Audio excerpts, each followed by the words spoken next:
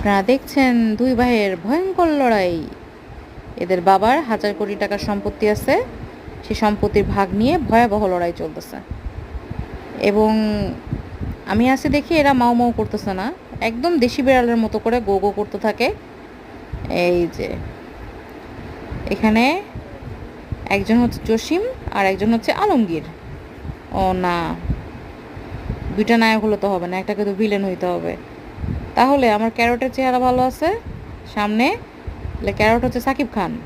হ্যাঁ, আর পিছে ওই যে ক্যাবেজ, চেহারা খারাপ না। হ্যাঁ বেটা, তাও হচ্ছে ও হচ্ছে ভিলেন, ও মিশা সওদাগর। হ্যাঁ, এই তো হয়ে গেছে। এই শিগগির ভাগাভাগি কর। আর এই যে এত সম্পত্তি দেশে, কিছু ভাগ আমি পাবো না? আমাকে খোঁজ দাও সেসব সম্পত্তির। কই যাচ্ছ?